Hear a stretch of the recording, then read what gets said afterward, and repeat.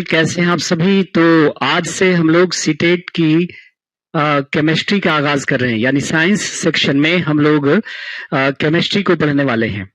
तो एक बार सभी लोग लाइव आएं और बताएं कि हमारी आवाज और तस्वीर अगर आप तक पहुंच रही है तो आज के सेशन का आगाज होगा, शुभारंभ होगा। So tell me, is everything okay? Am I audible and visible to all of you guys? अगर सब कुछ क्लियर है तो आज के सेशन को हम लोग शुरू करते हैं। हमारे साथ इस वक्त हैं काजल कुशवाहा, स्वागत है आपका। बाकी बच्चों से भी गुजारिश है कि वो जल्दी से लाइव आएं ताकि हम समय पर अपने क्लास का आगाज कर सके, शुभारंभ कर सके। हमारे साथ है मीनाक्षी चौहान, कनिका रावत हमारे साथ जुड़ चुकी हैं। तो इस उम्मीद के साथ कि हमारी आवाज और तस्वीर आप तक पहुंच रही है, आज के सेशन का हम आगाज करेंगे, शुभारंभ करेंगे। शिखा गहलावत हमारे साथ हैं, मीनाक्षी चौहान हमारे साथ हैं, श्रद्धा विठल शिंदे हमारे साथ हैं, कौसर अंसारी, निशा कुमारी, फरहान अली। तो सभी का स्वागत है, खैर मकदम इस्तकबाल है आज के सेशन में। तो हम लोग करने जा रहे हैं केमिस्ट्री का आगाज, यानी केमिस्ट्री का शुभारंभ। और सबसे पहले हम आपको ये बताना चाहेंगे कि केमिस्ट्री में आपको क्या क्या पढ़ना है, सिलेबस क्या क्या है, पढ़ने का लेवल क्या होना चाहिए, किस अंदाज में आपको पढ़ना चाहिए कि हमारे सारे क्वेश्चन इजीली बन जाए। क्योंकि आप जानते हैं कि ये क्वालिफाइंग एग्जाम होने के बावजूद साइंस में ज्यादातर बच्चे फेल रहते हैं, उनका सिलेक्शन नहीं हो पाता। उनकी क्या वजह होती है, उन सभी पहलुओं पे हम लोग आज बात करेंगे और हम अपना पहला टॉपिक आज स्टार्ट कर लेंगे, है ना। तो इन्हीं मुद्दों पर आज हमारा जो है हमारी बातचीत होगी। तो सबसे पहले हम बात करते हैं कि भाई हमें केमिस्ट्री में क्या पढ़ना है और किस लेवल का पढ़ना है और किस अंदाज से पढ़ना है, ताकि हमारा एक भी सवाल गलत ना हो। ये हमारा मोटिव होगा, है ना। तो आइए एक नजर डालते हैं केमिस्ट्री के सिलेबस पर, है ना, केमिस्ट्री के सिलेबस पे कि आखिर साइंस में ऐसी क्या बात है जो बच्चे क्वालिफाई नहीं कर पा रहे हैं। तो सबसे जो पहला अगर हम बात करें कि केमिस्ट्री को हम पढ़ेंगे किसको मद्देनजर रखते हुए, एनसीईआरटी। तो एनसीईआरटी जो है वो मस्ट है, इसको लाइन बाय लाइन हम लोग पढ़ेंगे, है ना, लाइन बाय लाइन। क्योंकि आपने देखा, मैं आपको क्वेश्चन दिखाऊंगा प्रीवियस ईयर का भी, है ना। हम टॉपिक के बाद क्वेश्चंस की प्रैक्टिस भी करेंगे। तो हम आपको दिखाएंगे कि केमिस्ट्री मतलब एनसीईआरटी से लाइनें उठाकर ऑप्शंस बनाए गए हैं और कहां से कहां तक, तो 6 to 8th क्लास की जो है वो एनसीईआरटी आपको क्या करनी है, पढ़नी है। इसके अलावा बाकी कुछ और जो सवाल होते हैं जो थोड़ा अलग लेवल के होते हैं उसको भी हम लोग देखेंगे। तो हमारा जो पढ़ने का तरीका होगा वो 6th क्लास, 7th क्लास और 8th क्लास की एनसीईआरटी को हम बिल्कुल एज इट इज हम लोग पढ़ने वाले हैं। तो अब आपको एनसीईआरटी पढ़ने की बिल्कुल भी जरूरत नहीं है, ठीक है। एनसीईआरटी पढ़ने की बिल्कुल भी जरूरत नहीं है। तो अगर हम 6th क्लास की एनसीईआरटी की केमिस्ट्री की बात करें तो उसमें जो हम पहला टॉपिक पढ़ेंगे वो होगा फाइबर टू फैब्रिक, तंतु से वस्त्र तक। और 7th क्लास में भी देखो आपका फाइबर टू फैब्रिक है, लेकिन उसका नाम अलग है ना। 7th क्लास में भी फाइबर टू फैब्रिक है, 7th क्लास में भी फाइबर टू फैब्रिक है, और 8th क्लास में भी यही है। 8th क्लास में बस आ गया क्या, synthetic fibre and plastic, synthetic fibre and plastic, संश्लेषित रेशे एवं प्लास्टिक। तो हम क्या करेंगे कि इन तीन टॉपिक को अलग नहीं पढ़ेंगे। 6th क्लास में जो फाइबर टू फैब्रिक है, 7th क्लास में तंतु से वस्त्र तक जो टॉपिक्स हैं, 7th क्लास में आपको पढ़ना है प्राकृतिक रेशे मतलब नेचुरल फाइबर, और 8th क्लास में आपको पढ़ना है सिंथेटिक फाइबर। तो इन तीन टॉपिक को हम क्या करेंगे, 6th क्लास, 7th क्लास और 8th क्लास, तीनों को मर्ज करके एक साथ पढ़ लेंगे। बात आ रही है समझ में? ये हमारा अंदाज होगा पढ़ाने का, समझना है बात को। तो आपको जो टॉपिक कॉमन है उसको एक साथ पढ़ेंगे। इसमें कुछ लोअर लेवल की बातें होती हैं। 7th क्लास में हमें फाइबर टू फैब्रिक के नाम से ही टॉपिक है, लेकिन यहाँ पर हम नेचुरल फाइबर की बात करते हैं, और 8th क्लास में भी ये फाइबर वाला ही टॉपिक है जिसमें हम सिंथेटिक फाइबर की बात करते हैं। तो तीनों को मर्ज कर लेंगे हम लोग। क्लियर? चलो अगला जो टॉपिक होता है 6th क्लास में वो है सॉर्टिंग मटेरियल्स इनटू ग्रुप, है ना। और उसके बाद separation of substances, separation of substances. तो ये जो sorting materials into the group है ना, और सेपरेशन ऑफ सब्सटेंसेस है, और हमारे पास जो चेंजेस अराउंड अस हैं, तो चेंजेस अराउंड अस कहां पे पढ़ने हैं? हमारे चारों ओर के परिवर्तन, ये पढ़ने हैं 6th में। और अगर हम बात करते हैं 7th क्लास की, तो 7th क्लास में पढ़ना है फिजिकल एवं केमिकल चेंज, भौतिक एवं रासायनिक परिवर्तन। तो इन दो टॉपिक को हम लोग क्या करेंगे? मर्ज करके पढ़ेंगे, है ना, कि फिजिकल चेंज क्या होता है, केमिकल चेंज क्या होता है ना। तो यहां पे हम लोग इस तरह से मर्ज कर करके पढ़ेंगे, जो टॉपिक मतलब एक दूसरे से कनेक्टेड है, एक दूसरे से कनेक्टेड है। उसके बाद आ जाइए, यहां पे आपको 6th में पढ़ना है वाटर के बारे में, एयर अराउंड अस, है ना, हमारे आसपास के जो वायु हैं। तो ये देख लो कि वाटर, एयर अराउंड अस। और उसके बाद आप 7th में देख लो, 7th में आप लोग देख लो pollution of air and water, वही चीज है, बस यहां पे थोड़ा लेवल बढ़ जाएगा। Pollution of air and water 8th class में हो गया। उसके बाद 7th क्लास में है आपका वाटर अ प्रीसियस रिसोर्स और वेस्ट वाटर स्टोरी। तो ये जो हमारा हो गया 6th क्लास में वाटर, एयर अराउंड अर्थ, उसके बाद water a precious resource, waste water story और वाटर पोल्यूशन और एयर पोल्यूशन, इन सब को मर्ज करके हम एक जगह पढ़ेंगे, सबको इकट्ठा कर लेंगे। 6th क्लास को भी, 7th क्लास को भी, 8th क्लास को भी इकट्ठा कर लेंगे, तो हमारा टॉपिक सिमट जाएगा, छोटा हो जाएगा। उसके बाद आ जाइए, ये हमारा हो गया खत्म, इन सबको हम मर्ज कर लेंगे 6th 7th क्लास के टॉपिक्स में। फिर आ जाइए 7th क्लास में आपको पढ़ना होगा एसिड, बेसिस एंड सॉल्ट, अम्ल, क्षारक एवं लवण। आप जानते हैं प्रीवियस ईयर्स के क्वेश्चन को आप देखो, क्वेश्चंस की भरमार है इस टॉपिक से। तो अम्ल, क्षारक और लवण हम अलग ही पढ़ेंगे, फिजिकल एंड केमिकल चेंज को हम मर्ज करके पढ़ेंगे, वाटर, प्रीशियस रिसोर्स और वेस्ट वाटर स्टोरी को हम मर्ज करके पढ़ने वाले हैं, है ना। तो ये हो गया हमारा 7th में इतने केमिस्ट्री के टॉपिक्स दिए गए हैं। 8th क्लास की जहां तक बात करेंगे तो ये सिंथेटिक फाइबर को हम मर्ज करके पढ़ने वाले हैं, फाइबर टू फैब्रिक के साथ। मटेरियल्स अलग से आपको टॉपिक पढ़ना पड़ेगा, जिसमें हम मेटल्स की बात करेंगे, नॉन मेटल्स की बात करेंगे, मेटालोइड्स की बात करेंगे कि धातु क्या होता है, आधातु क्या होता है, उपधातु क्या होता है। कोल एंड पेट्रोलियम, कोयला और पेट्रोलियम के बारे में हम लोग बात करेंगे। कंबशन एंड फ्लेम, दहन एवं ज्वाला की बात करेंगे। और ये जो पोल्यूशन ऑफ एयर वाटर है, इसको तो 6th 7th और 8th तीनों को मर्ज करके एक साथ हम पढ़ा देंगे। तो ये देखो छोटा सा सिलेबस है केमिस्ट्री का। तो अगर आप इसे ढंग से पढ़ लेते हो ना, मर्ज कर करके पढ़ लेते हो, तो आपका सिलेबस बिल्कुल आसान हो जाता है। तो ये हमारा पढ़ाने का क्या होना है, अंदाज होना है। तो एक बात देख लीजिए 6th में कौन कौन से टॉपिक हैं, फाइबर टू फैब्रिक, वस्तुओं के समूह बनाना, पदार्थों का पृथक्करण, हमारे चारों ओर के परिवर्तन, जल और हमारे चारों ओर के वायु। ठीक है, ये हो गए। अगर हम बात करते हैं 7th, तो तंतु से वस्त्र तक, अम्ल, क्षारक और लवण, भौतिक एवं रासायनिक परिवर्तन, जल एक बहुमूल्य संसाधन, अपशिष्ट जल की कहानी। और हमारा 8th में हो गया संश्लेषित रेशे एवं प्लास्टिक, धातु एवं अधातु, कोयला और पेट्रोलियम, दहन और ज्वाला, वायु एवं जल का प्रदूषण। ठीक है, प्रदूषण। अब बात रही कि कभी कभी किसी किसी टॉपिक में क्वेश्चन आपके थोड़े से ऊपर लेके चले जाते हैं, मतलब 9th 10th के भी लेवल को टच कर जाते हैं। तो हम इन्हीं चैप्टर्स में अपना थोड़ा सा लेवल बढ़ा लेंगे उसमें, कि जिस टॉपिक में लगेगा, या प्रीवियस ईयर्स में आपने देखा कि इसमें थोड़ा सा क्वेश्चन जो है ना वो एनसीईआरटी से हट के लेवल को बढ़ा के पूछा है, तो हम तुरंत अपना वहां से उस टॉपिक में अपना लेवल को ऊंचा ले के थोड़ा सा चले जाएंगे। जैसे देखो एसिड, बेसिस एंड सॉल्ट, इसमें थोड़ा सा हम ऊपर लेवल लेके चलेंगे, मतलब 9th और 10th को भी थोड़ा सा टच कर लेंगे, है ना, 9th और 10th को भी थोड़ा सा टच कर लेंगे। तो आप बिल्कुल मत घबराइएगा, हम वो सारे काम करने वाले हैं जो आपका क्वालिफिकेशन कराएंगे, आपका चयन कराएंगे।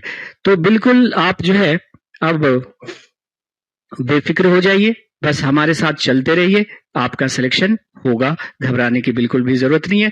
बाइलिंगुअल हमारी क्लास चलेगी, ना तो हिंदी के बच्चों को कोई प्रॉब्लम होगी, ना तो इंग्लिश मीडियम के बच्चों को कोई प्रॉब्लम होगी। ठीक है जी। जैसे ही केमिस्ट्री खत्म होगा फिर हम फिजिक्स की शुरुआत कर लेंगे, है ना।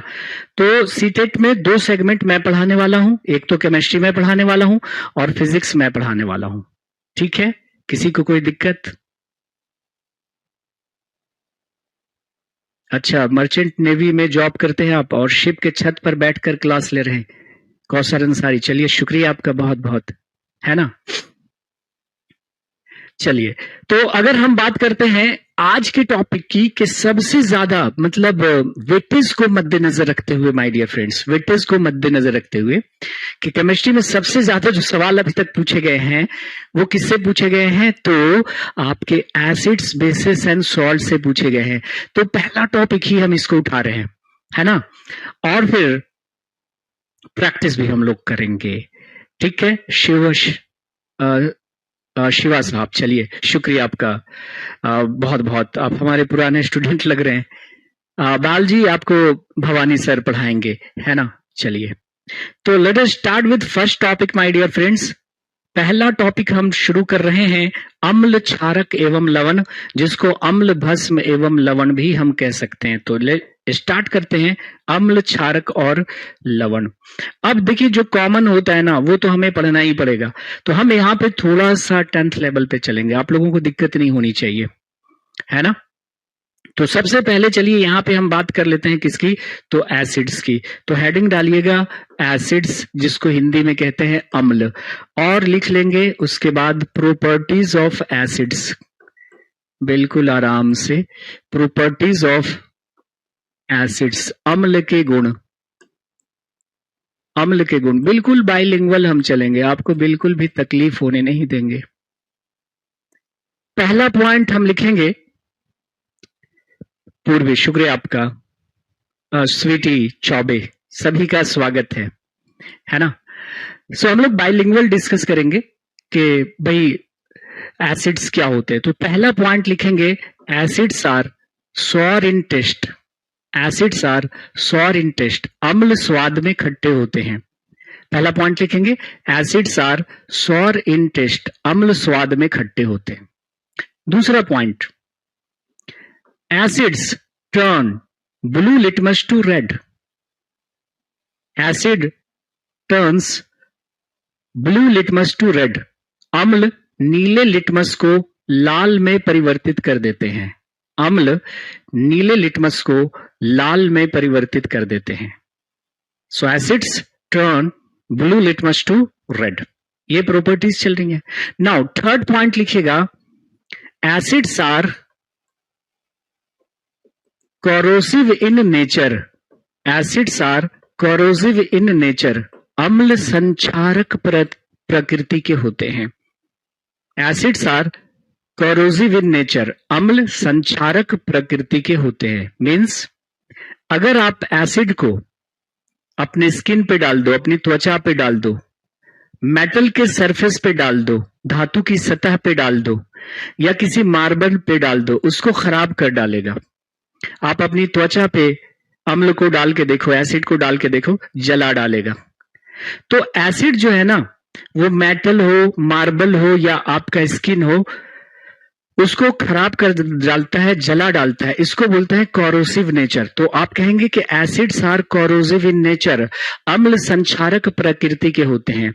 नाउ द थर्ड पॉइंट लिखेंगे कि aqueous solution of acids,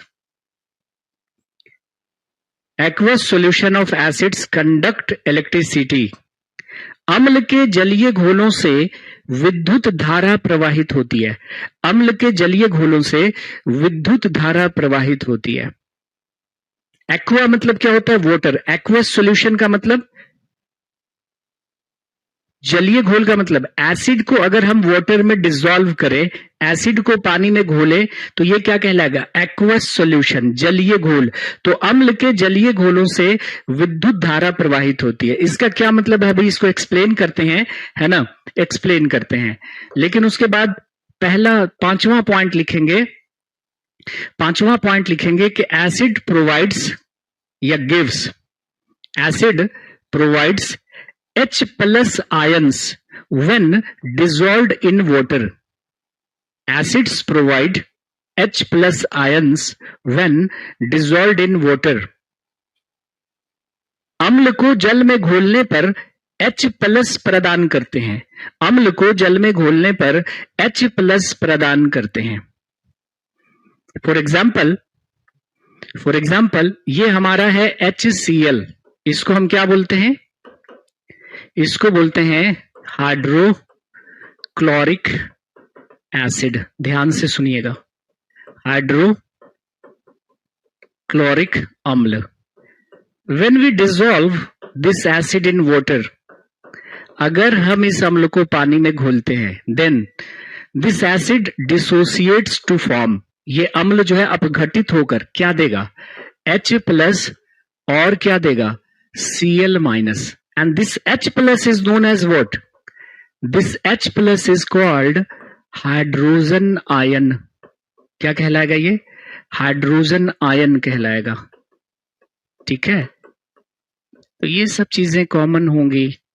hydrogen ion यानी वो सारे सब्सटेंस, वो सारे पदार्थ जिसको वाटर में डिसॉल्व करने पर, जल में घोलने पर H+ देता है, मीन्स हाइड्रोजन आयंस देते हैं, वो सारे सब्सटेंस क्या कहलाएंगे?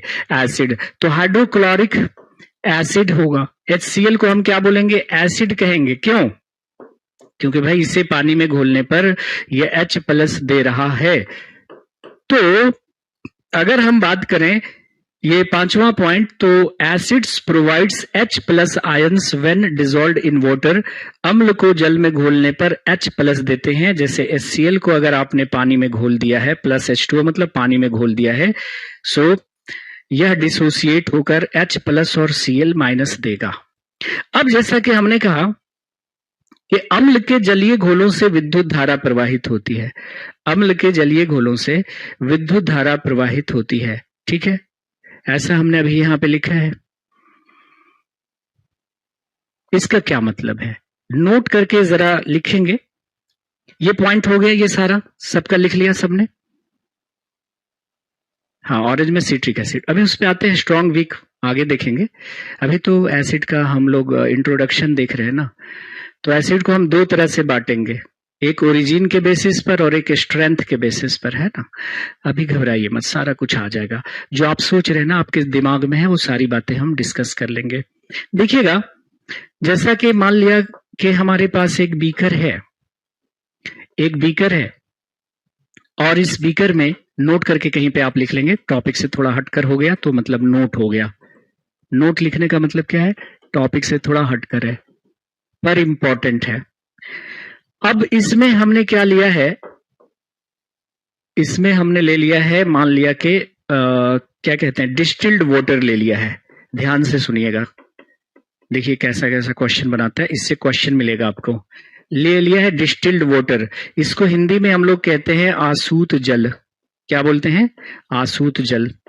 ओके, और इससे हमने एक वायर कनेक्ट किया, एक तार कनेक्ट किया, और इस तार से लगा दिया, एक बैटरी लगा दी और एक स्विच लगा दिया, और इससे एक बल्ब कनेक्ट कर दिया, और तार का दूसरा सिरा भी इस लिक्विड में डाल दिया, मतलब डिस्टिल्ड वाटर में डाल दिया।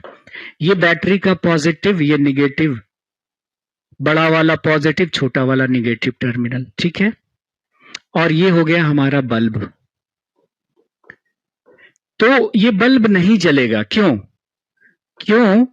क्योंकि डिस्टिल्ड वाटर जो है वो इलेक्ट्रिसिटी का कंडक्टर नहीं है, है ना। डिस्टिल्ड वाटर इलेक्ट्रिसिटी का कंडक्टर नहीं है, विद्युत का चालक नहीं है। पूछोगे क्यों सर? तो आप सभी जानते होंगे कि कोई भी सब्सटेंस, कोई भी पदार्थ विद्युत का चालक कब होता है? जब उसमें फ्री आयंस होते हैं, मुक्त आयन होते हैं, है ना। तो यहाँ पे डिस्टिल्ड वाटर में फ्री इलेक्ट्रॉन्स ना होने के कारण, मुक्त इलेक्ट्रॉन ना होने के कारण ये क्या हो गए? इलेक्ट्रिसिटी को कंडक्ट नहीं कर रहे हैं, है ना। लेकिन जो ही आप इसमें डिस्टिल्ड वाटर में थोड़ा सा एसिड बेस या सॉल्ट मिलाएगा, ये कंडक्ट करने लगेगा। जैसे सपोज करो कि ये अब आपने क्या लिया था? आपने लिया था डिस्टिल्ड वाटर, इसमें लिया था पहले से। तो ये तो ठीक है भाई कि यहां पे आपका डिस्टिल्ड वाटर है, डिस्टिल्ड वाटर, हिंदी में क्या कहते हैं इसको? आसूत जल। अब इस डिस्टिल्ड वाटर में आपने थोड़ा सा क्या मिला दिया? एसिड मिला दिया, अम्ल मिला दिया, या थोड़ा सा बेस मिला दिया, क्षार मिला दिया, या थोड़ा सा सॉल्ट मिला दिया, लवण मिला दिया। तो देखो अब बदल जाएगा, अब मामला बदल जाएगा। अब आप कनेक्ट करो इसको भाई साहब। अब ये बैटरी आपने लगाई, ये स्विच दिया और एक बल्ब कनेक्ट कर दिया। अब ये तार का दूसरा सिरा इस लिक्विड में डाल दो।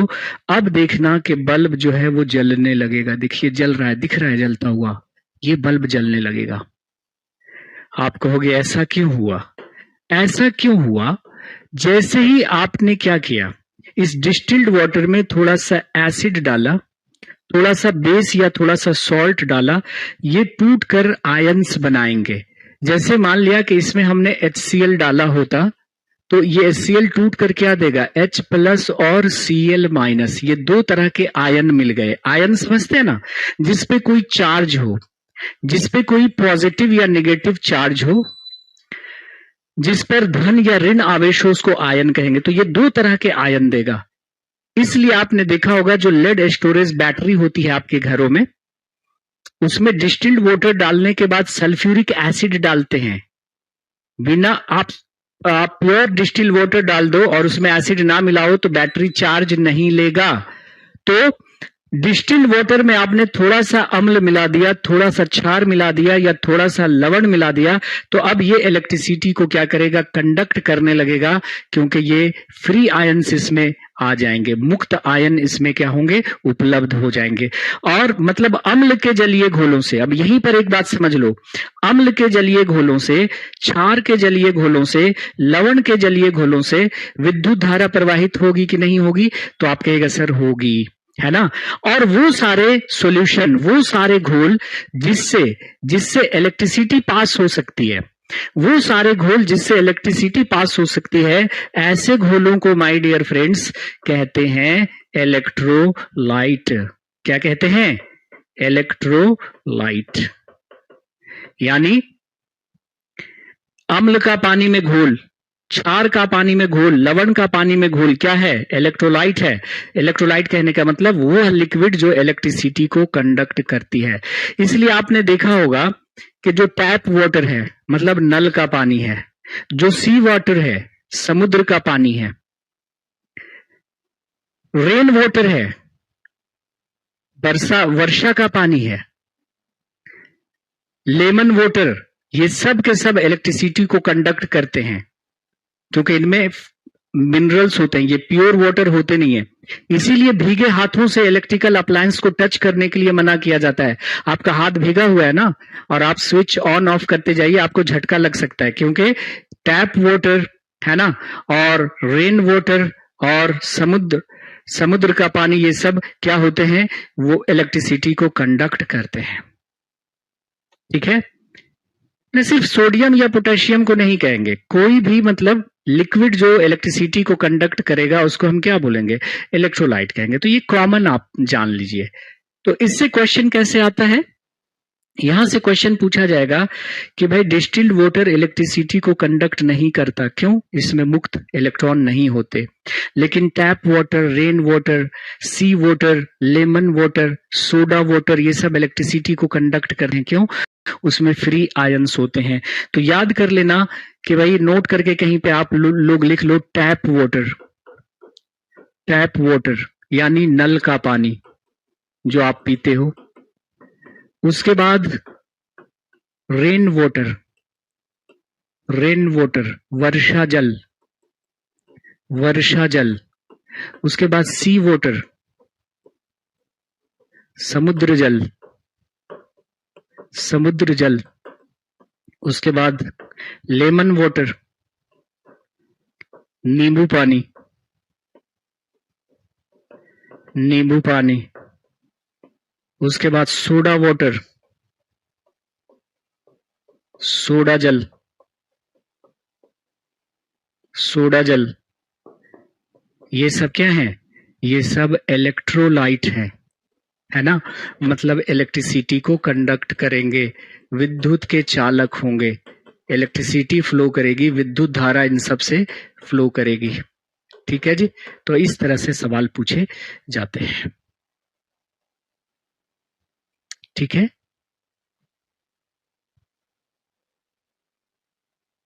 डिस्टिल्ड वाटर का मतलब है प्योर वाटर जिसमें कोई आयन वगैरह नहीं है। जैसे हम क्या करते हैं ना कि पानी को उबालेंगे, तो जब पानी को उबालते हैं तो ये पानी भाप बन के उड़ रहा है, और इस भाप को ठंडा करके क्या करेंगे, पानी बना लेंगे।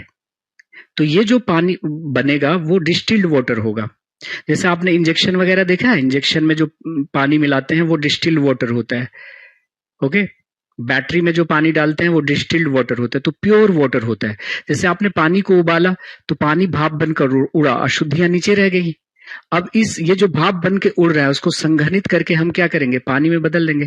जैसे आप घर में खाना बना रहे होते हैं ना, तो खाना बना रहे होते हैं और उस पे बर्तन पे ढक्कन डाल देते हैं, तो आपने देखा होगा वो जो पानी जमा हो जाता है ऊपर बूंद बूंद सा ढक्कन में, वो डिस्टिल्ड वाटर होगा। वो क्या होगा, डिस्टिल्ड वाटर होगा। ठीक है, चलिए, तो इस बात को थोड़ा सा हम लोग लिख लेंगे। तो आपने क्या सीखा, हम लोगों ने अभी तक क्या सीखा, हम लोगों ने ये सीखा कि अम्ल स्वाद में खट्टे होते हैं, नीले लिटमस को लाल करते हैं, अम्ल के जलीय घोलों से विद्युत धारा प्रवाहित होती है, अम्ल को पानी में घोलने पर H+ यानी कि हाइड्रोजन आयन देते हैं, है ना। ये बातें हम लोगों ने सीख ली, ये इतना सीख लिया। Now we are going to discuss the types of acids, है ना। तो हेडिंग डालिएगा आप लोग, टाइप्स ऑफ एसिड्स, अम्ल के प्रकार। तो हम लोग क्या देखने जा रहे हैं, types of acids, types of acids, अम्ल के प्रकार, अम्ल के प्रकार। आप लोग लिखेंगे एसिड्स आर ऑफ 2 टाइप्स, नहीं, on the basis of origin, ऐसे लिख लें ज्यादा अच्छा लगेगा। On the basis of origin acids are of 2 types, on the basis of origin acids are of 2 types. उत्पत्ति के आधार पर अम्ल 2 प्रकार के होते हैं। उत्पत्ति कहने का मतलब क्या है कि भाई एसिड आपको कहां से मिल रहा है, उसके आधार पे। तो पहला हेडिंग होगा टाइप्स ऑफ एसिड, और उसके नीचे आप लोग लिखेंगे कि on the basis of origin acids are of 2 types. उत्पत्ति के आधार पर अम्ल 2 प्रकार के होते हैं। पहला है my dear friends organic acids, कार्बनिक अम्ल, कार्बनिक अम्ल। और दूसरा होता है मिनरल एसिड्स, मिनरल एसिड्स, खनिज अम्ल, जिसको हम लोग इनऑर्गेनिक एसिड भी कहते हैं, इनऑर्गेनिक एसिड्स, है ना, मतलब अकार्बनिक अम्ल, अकार्बनिक अम्ल। तो उत्पत्ति के आधार पे अम्ल 2 प्रकार के होते हैं, मतलब अम्ल आपको कहां से मिल रहा है। अगर अम्ल आपको प्राकृतिक स्रोतों से मिल रहा है, प्रकृति से मिल रहा है, मतलब या तो प्लांट से या फिर एनिमल से, ऐसे एसिड को हम लोग क्या बोलेंगे, ऑर्गेनिक एसिड। लेकिन वो एसिड्स जिसको हम लोग प्रयोगशाला में, लैब में मिनरल्स के हेल्प से बनाते हैं, खनिजों की सहायता से बनाते हैं, ऐसे एसिड्स को हम लोग क्या कहते हैं, मिनरल एसिड कहते हैं, है ना। तो ओरिजिन मतलब उत्पत्ति, कि उसकी उत्पत्ति कहां से है। अगर वो नेचुरली अक्रिंग है, यानी प्लांट और एनिमल से मिल रहा है, तो क्या कहलाएगा, ऑर्गेनिक एसिड। और जिसको हम लोग लैब में बना रहे हैं, है ना, उसके आधार पर ये मिनरल एसिड कहलाएगा। तो यहाँ पे आप लिख सकते हैं ऑर्गेनिक एसिड, पहला लिख लीजिएगा ऑर्गेनिक एसिड, और लिखेंगे naturally occurring acids, naturally occurring acids are known as, या आर कॉल्ड, के का मतलब known as, naturally occurring acids are known as what, organic acids. प्रकृति से प्राप्त अम्लों को, प्रकृति से प्राप्त अम्लों को कार्बनिक अम्ल कहा जाता है? कार्बनिक अम्ल कहा जाता है।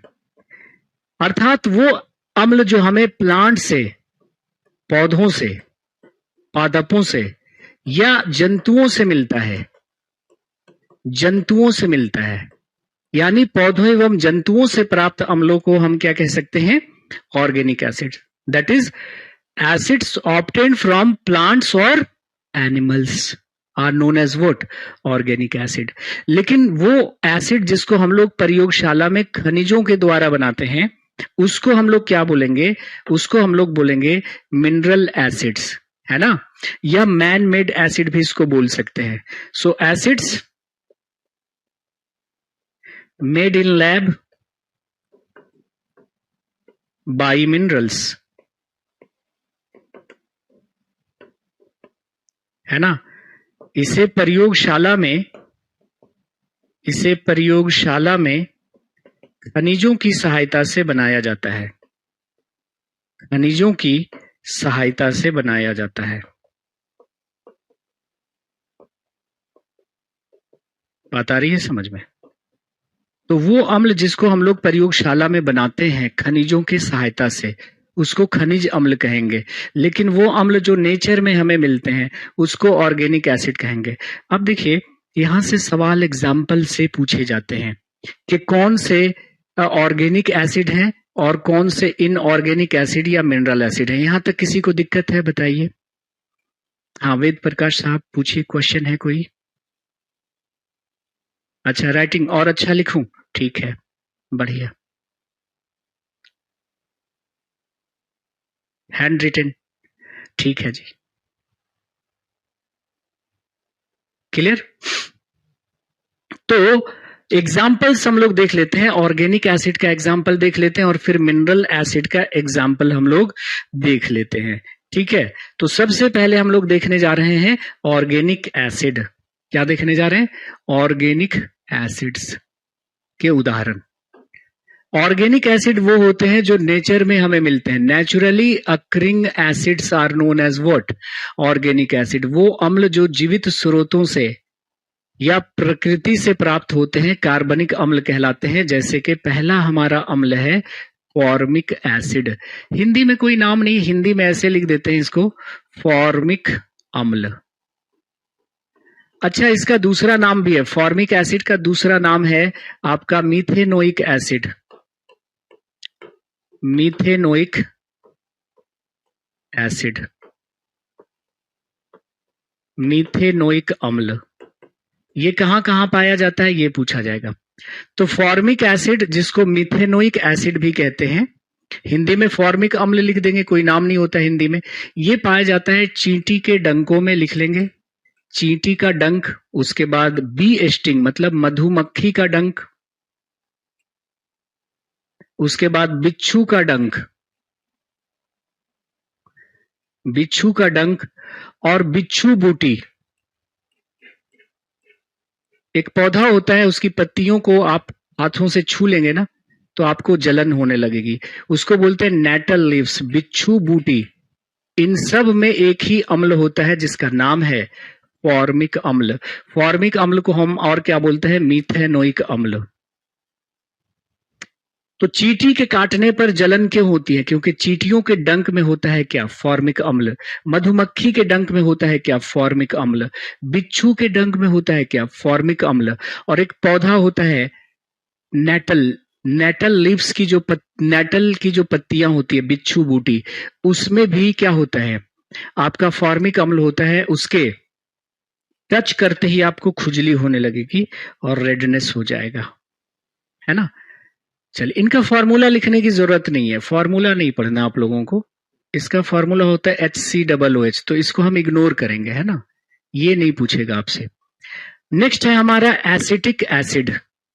हिंदी में क्या लिख देंगे? ऐसा ही लिख देंगे, एसिटिक अम्ल। इसका दूसरा नाम बताइए। एसिटिक अम्ल को और हम क्या कहते हैं? Ethanoic acid. इथेनोइक एसिड,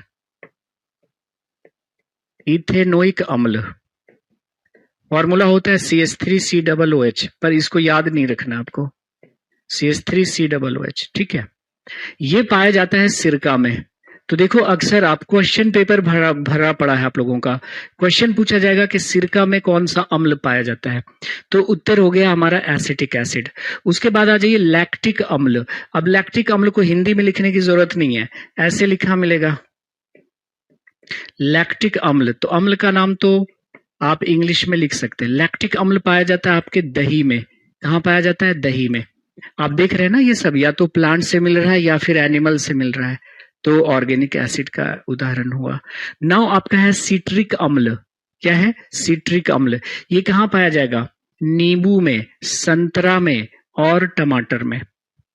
तो सिट्रिक अम्ल ऐसे लिख लेंगे हिंदी में, यहां पर हम लिख देते हैं सिट्रिक अम्ल। सिट्रिक अम्ल कहाँ कहाँ मिलेगा? तो लेमन में, ऑरेंज में और टमाटर में। उसके बाद आ जाइए एस्कॉर्बिक अम्ल। एस्कॉर्बिक अम्ल ये सारे के सारे सिट्रस फ्रूट में, खट्टे फल में, खट्टे फल या सिट्रस फल, सिट्रस फल, इनमें क्या मिलेगा? सिट्रिक एसिड, सिट्रिक अम्ल मिलेगा। तो जितने भी खट्टे फल होंगे उन सब में एस्कॉर्बिक एसिड कॉमन होगा, और एस्कॉर्बिक एसिड ही एक्चुअली में विटामिन सी है। विटामिन सी क्या है? एस्कॉर्बिक एसिड ही तो है। ओके, जैसे आपका नींबू में भी क्या होगा? एस्कॉर्बिक एसिड होगा, क्योंकि नींबू खट्टा है। तो सिट्रस फ्रूट कहने का मतलब खट्टे फल, सारे खट्टे फलों में एस्कॉर्बिक एसिड होगा। जैसे आपका नींबू में भी एस्कॉर्बिक एसिड होगा, लेकिन अगर मैं पूछूं कि नींबू में भाई एस्कॉर्बिक भी है और सिट्रिक भी है, तो ज्यादा कौन होगा? सिट्रिक एसिड ज्यादा होगा, एस्कॉर्बिक एसिड कम होगा। तो मेन एसिड के बारे में यहाँ पे लिखा गया है। उसी प्रकार मैलिक अम्ल जो होता है वो आपका सेब में होता है। सेब में कौन सा अम्ल होता है?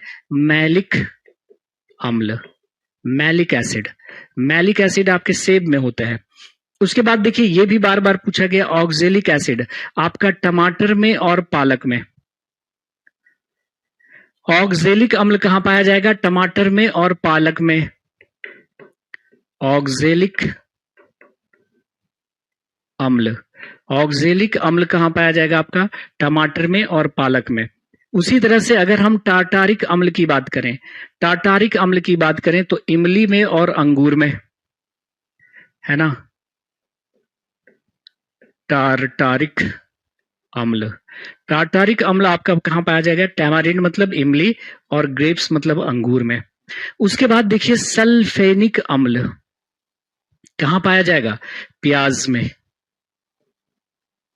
प्याज काटने पर आंखों में जो आंसू आ जाते हैं, प्याज काटने पर आंखों में जो आंसू आ जाते हैं वो किस अम्ल के कारण होते हैं?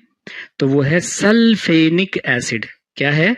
सल्फेनिक, नॉट फोनिक, सल्फेनिक अम्ल के कारण। तो ये सब याद रख लेना है, बस ज्यादा कुछ है नहीं। फिर है आपका ग्लूटामिक अम्ल, ये पाया जाता है वीट में। ग्लूटामिक अम्ल कहां पाया जाता है? गेहूं में। और आप जानते ही हैं न्यूक्लिक अम्ल डीएनए में और आरएनए में, और अमीनो अम्ल प्रोटीन में। अमीनो अम्ल प्रोटीन में। सो आप देख पा रहे हैं कि ये सारे के सारे एसिड्स या तो एनिमल से प्राप्त हो रहे हैं या फिर प्लांट से प्राप्त हो रहे हैं।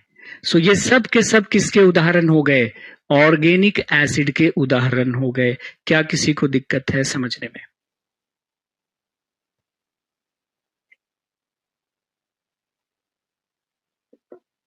ये नोट्स आपको दे दिए जाएंगे, जो भी यहाँ पे पढ़ाई हो रही है ये नोट्स एज इट इज आपको प्रोवाइड कर दिए जाएंगे।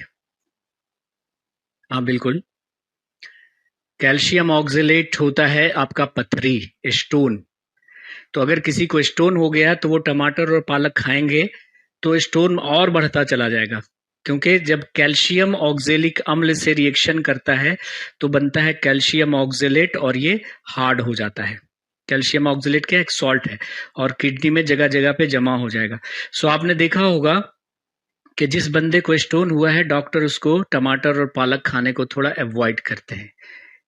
स्पिनच मतलब पालक हुआ, पालक, तो टमाटर और पालक, ये पालक है, ठीक है। टैमारिंड मतलब इमली हुआ, ठीक है। कोई दिक्कत है किसी को? तो ऑप्शन में एक सल्फोनिक एसिड भी रहेगा, सल्फोनिक एसिड अलग हो गया, उसका फॉर्मूला अलग हो जाएगा, सल्फेनिक एसिड का फॉर्मूला अलग हो जाएगा, ठीक है। चलिए, तो ये आप देख पा रहे हैं कि ये सारे के सारे जो एसिड हैं वो कहां से प्राप्त हो रहे हैं, या तो पौधों से या फिर जंतुओं से। सो किसके उदाहरण हो गए? ऑर्गेनिक एसिड के उदाहरण हो गए। नाउ हम मिनरल एसिड के बारे में बात करते हैं, तो लिखेंगे एग्जाम्पल्स ऑफ मिनरल एसिड्स। तो मिनरल एसिड के बारे में हम लोग बात कर लेते हैं। मिनरल एसिड्स, खनिज अम्ल, वह अम्ल जो हम प्रयोगशाला में खनिजों के द्वारा बनाते हैं उसे हम क्या बोलते हैं? खनिज अम्ल। उदाहरण के तौर पे आप देख लीजिए HCl। HCl मतलब हाइड्रोक्लोरिक एसिड, हाइड्रोक्लोरिक अम्ल। दूसरा है आपका H2SO4, सल्फ्यूरिक एसिड, सल्फ्यूरिक अम्ल। And the third one is HNO3, nitric acid, nitric acid, nitric अम्ल। ये सब हम लोग प्रयोगशाला में बनाते हैं जनरली।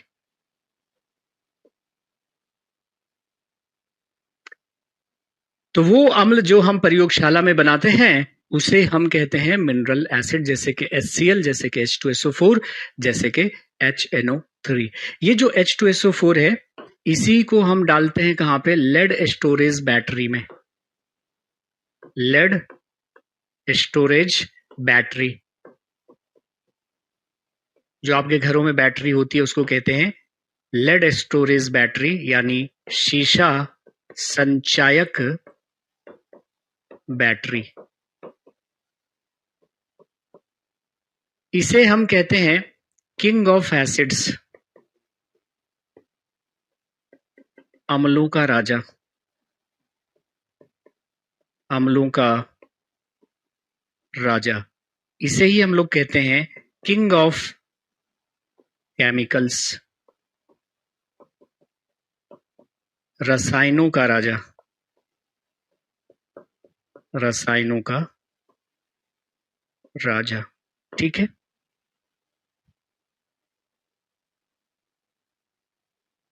क्लियर है जी? आ रही है बातें समझ में? तो वह अम्ल जिसको हम लैब में बनाते हैं, लैब में बनाते हैं, प्रयोगशाला में बनाते हैं, इसके हेल्प से, मिनरल के हेल्प से, उसे हम मिनरल एसिड कहते हैं। जैसे कि हमारा हाइड्रोक्लोरिक अम्ल, जैसे कि हमारा सल्फ्यूरिक अम्ल, जैसे हमारा के नाइट्रिक अम्ल। तो मतलब बैटरी में कौन सा अम्ल भरते हैं? तो आपका H2SO4, सल्फ्यूरिक अम्ल। आ रही है, बिल्कुल कमेंट आपका आ रहा है।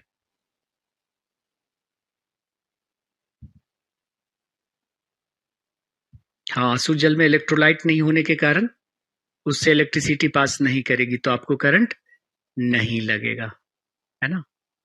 किंग ऑफ केमिकल इसलिए क्योंकि इस केमिकल से बहुत सारे केमिकल बनाए जाते हैं। ये बहुत सारे रसायनों को बनाने के लिए as a raw material use होता है, कच्ची सामग्री के तौर पे यूज होता है ना। हाँ, इन्वर्टर वाला जो बैटरी होता है, बिल्कुल वही। नाइमा पठान, बिल्कुल सही किया कहा आपने। नाउ ये था क्या?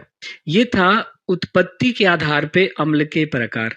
लेकिन अगर हम बात करें कि स्ट्रेंथ के आधार पे, स्ट्रेंथ के आधार पे भी अम्ल क्या होते हैं? दो प्रकार के होते हैं। तो अब हम लोग देखने जा रहे हैं types of acid on the basis of strength, है ना। मतलब प्रबलता के आधार पे अम्ल कितने प्रकार के होंगे? तो 2 प्रकार के होंगे फिर से। तो लिखेंगे on the basis of strength, on the basis of strength acids are of 2 types. प्रबलता के आधार पे अम्ल 2 प्रकार के होते हैं। On the basis of strength acids are of 2 types. प्रबलता के आधार पर अम्ल 2 प्रकार के होते हैं। कौन कौन? स्ट्रॉन्ग एसिड और वीक एसिड, है ना। वीक एसिड्स मतलब दुर्बल अम्ल। अब राइटिंग समझ में आ रही है मेरी? दुर्बल अम्ल। और दूसरा है क्या? स्ट्रॉन्ग एसिड्स, प्रबल अम्ल। ठीक है। वो जो हमने एसिड को डिवाइड किया था किस आधार पर? ओरिजिन के आधार पे, उत्पत्ति के आधार पे अम्ल 2 तरह के थे। अगर हमें नेचर से मिल रहा है अम्ल तो ऑर्गेनिक एसिड, हम लोग बना रहे हैं मिनरल एसिड। लेकिन स्ट्रेंथ के आधार पे, प्रबलता के आधार पे कि अगर एसिड है तो कितना तगड़ा है ना, शक्ति के आधार पे एसिड 2 तरह के होंगे। एक होगा वीक एसिड और दूसरा होगा क्या? Strong acid. तो लिखेंगे on the basis of strength acids are of 2 types. प्रबलता के आधार पे अम्ल 2 प्रकार के होंगे। पहला है आपका वीक एसिड, दूसरा है स्ट्रॉन्ग एसिड। अच्छा मुझे ये बताइए आप कि एसिड का जो एसिडिक कैरेक्टर था उसकी वजह क्या थी?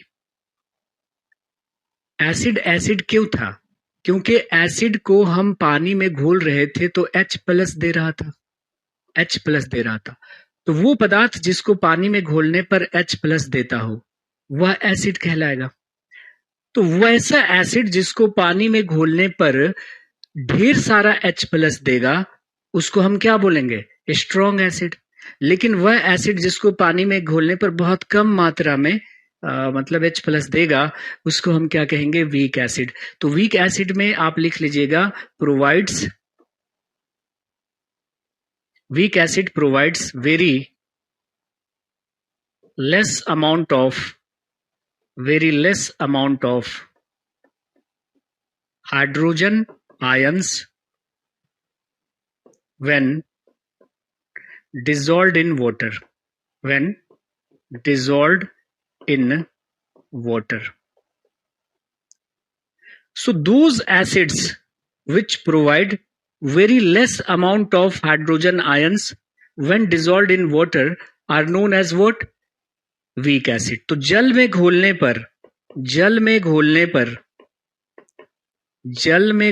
पर काफी कम मात्रा में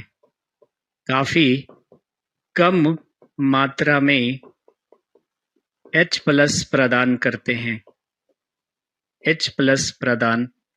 हैं।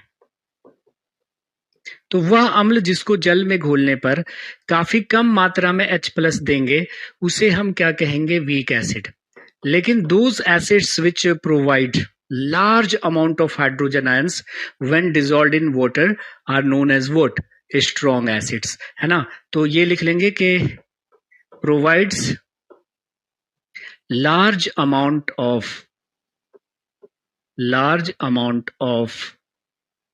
H+ मतलब हाइड्रोजन आयंस when dissolved मतलब घोलेंगे, when dissolved in water, जल में घोलने पर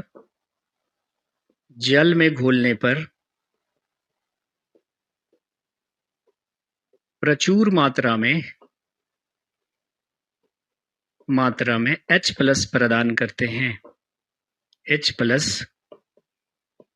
प्रदान करते हैं। अब इसके एग्जाम्पल्स आप लोग बता दीजिए। एग्जाम्पल आप लोग बताइए।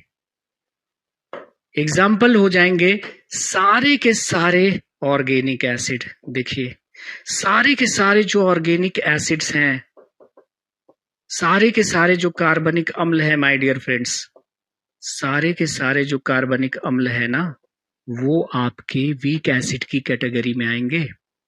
जैसे फॉर्मिक एसिड, जैसे कि एसिटिक एसिड, जैसे कि मैलिक एसिड, जैसे कि टार्टारिक एसिड, जैसे कि ऑक्जेलिक एसिड। तो देखिए गॉड ने खाने पीने की चीजों में जो अम्ल दिया है वो कैसा दिया है? वीक एसिड, ताकि आप उसके खट्टेपन का स्वाद ले सकें और आपका मुंह भी सही सलामत रह सके। जैसे टमाटर में देखो एसिड रहता और वो स्ट्रॉन्ग एसिड रहता, तो एक बार आप टमाटर खा लेते तो कुछ और खाने लायक नहीं बचते, मुंह जल जाता आपका। दही में जो एसिड गॉड ने दी है वो कैसी दी है? वीक एसिड दी है, लैक्टिक एसिड।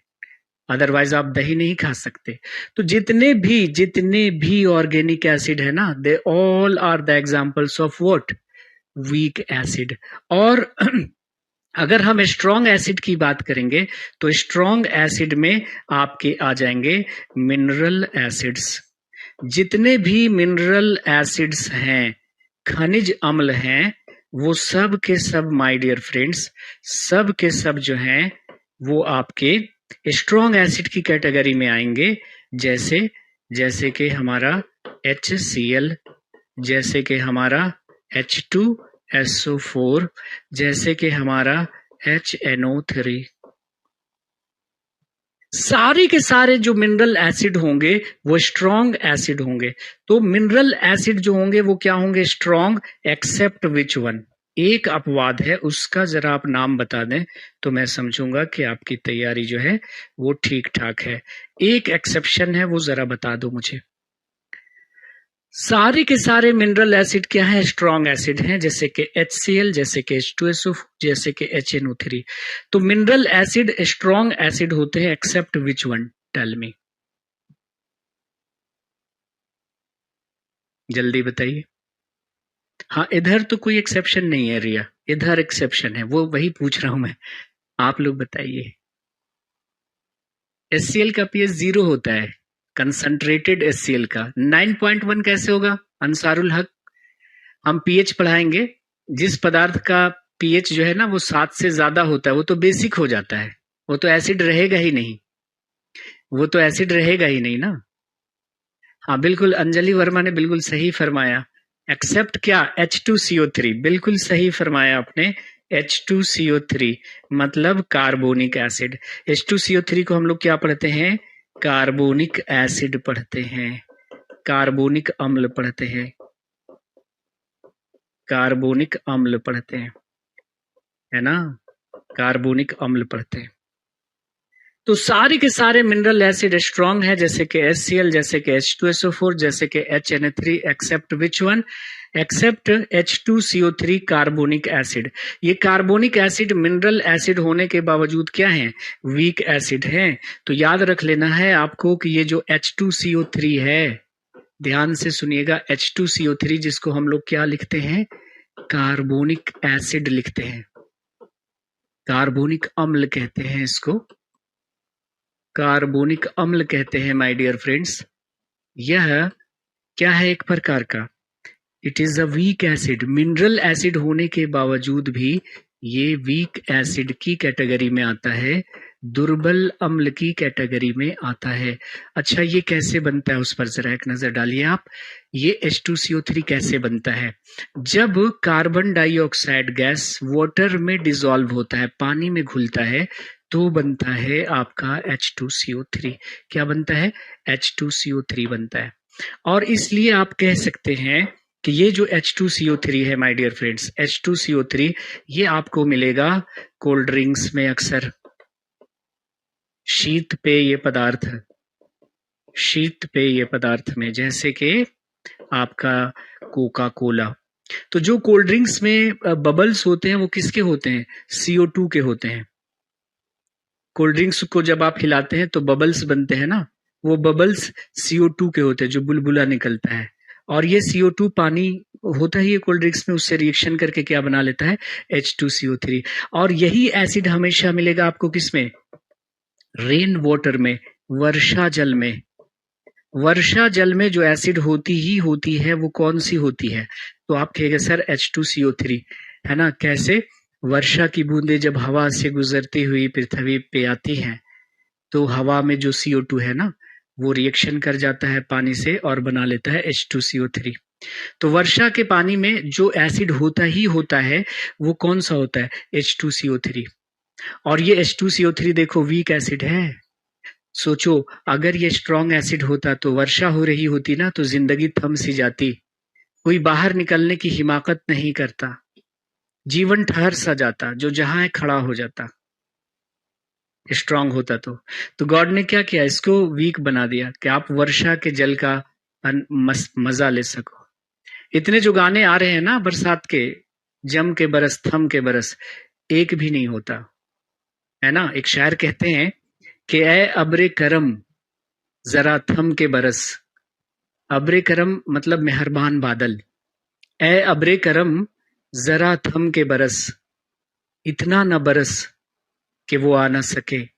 ए अब्रे करम जरा थम के बरस, इतना न बरस कि वो आ न सके, जब आ जाए तो जम के बरस, इतना बरस कि वो जा न सके। तो इस तरह की शायरियां, इस तरह के गाने नहीं होते मार्केट में अगर ये जो होता ना स्ट्रॉन्ग एसिड होता। So please remember my dear friends कि भाई जो आपके मिनरल एसिड होते हैं वो जनरली स्ट्रांग होते हैं, किसको छोड़कर, तो H2CO3 को छोड़कर। इसको नोट कर लेंगे, ठीक है जी। प्योर कहने का मतलब है कि उसमें बाकी अशुद्धियां नहीं है, लेकिन उसमें एसिड डिसॉल्व है, मिनरल्स होते हैं, है कि नहीं? ठीक है, चलिए। ओके, तो ये हो गया ना हमारा एसिड को हमने दो तरह से देख लिया, एक तो ओरिजिन के आधार पे देखा और एक हमने किसके आधार पे देखा, स्ट्रेंथ के आधार पे देख लिया। नाउ अब हम लोग देखने जा रहे हैं पीएच स्केल, पीएच पैमाना, ठीक है, पीएच पैमाना। लेकिन वक्त इसकी इजाजत नहीं दे रहा है आज, तो आज चूंकि इंट्रोडक्शन का क्लास था तो थोड़ा सा कम ही पढ़ लेते हैं हम लोग, है ना। तो नेक्स्ट क्लास में इससे आगे का जिक्र करेंगे, हम लोग पीएच पैमाना पढ़ेंगे, पीएच स्केल पढ़ेंगे। तो आप लोग बताइएगा जरा कि मतलब ठीक लग रहा है, स्पीड सही है, ज्यादा स्लो नहीं है, ज्यादा फास्ट नहीं है। और हम थोड़ा सा लेवल 9-10 का इसमें लेके चलेंगे क्योंकि लेवल थोड़ा सा ऊपर बढ़ा के यहाँ पे क्वेश्चन पूछा जाता है। तो जिस टॉपिक में मुझे लगेगा कि लेवल थोड़ा ऊपर पूछता है ना तो मैं थोड़ा उसको बूस्ट कर दूंगा, तो आपको दिक्कत नहीं होनी चाहिए। कोई मत बोलेगा कि सर ये आप 10th लेवल का क्यों डिस्कस कर रहे हैं। मुझे लगेगा जहां पे ना कि यहाँ से पूछा जाता है तो मैं खुद अपना लेवल बढ़ा लूंगा, ठीक है। बताइए। हाँ, वीक मिनरल एसिड हो गया ना। हाँ, इनो में होता है वही सोडा, NaHCO3। तो एक बार सभी लोग कमेंट करेंगे कि क्या सब कुछ क्लियर है ना, कोई दिक्कत, ऐसे ही चलेगी क्लास, स्पीड सही है। अच्छा थोड़ा स्लो करें, सोमा कह रही है ठीक है जी,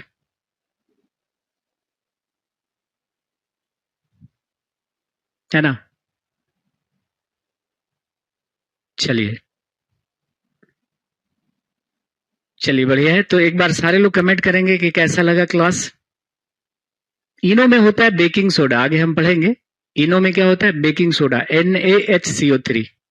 काम शुरू कर देता है 6 सेकंड में, क्यों, और वो कैसे काम करता है इसको भी हम पढ़ेंगे, है ना। चलिए थोड़ा सा स्लो, ठीक है जी। तो कोई बात नहीं, आपने साइंस नहीं पढ़ी है, हम आपको साइंस पढ़ाएंगे, आपको इश्क हो जाएगा साइंस से, बस हमारे साथ जिस्म और जान के साथ जुड़े रहना है ना। चलिए सही है। चलिए H2SO3, हाँ वो कैसे बनता है वो भी हम दिखाएंगे, वो स्ट्रॉन्ग एसिड होगा। चलिए जी, चलिए बहुत बढ़िया बहुत बढ़िया, सभी का शुक्रिया आप लोगों का। तो आज के सेशन में इतना ही, मुलाकात होगी आपसे अगले सेशन में। Have a nice day, take care, bye bye, जय हिंद, thank you very much, see you again.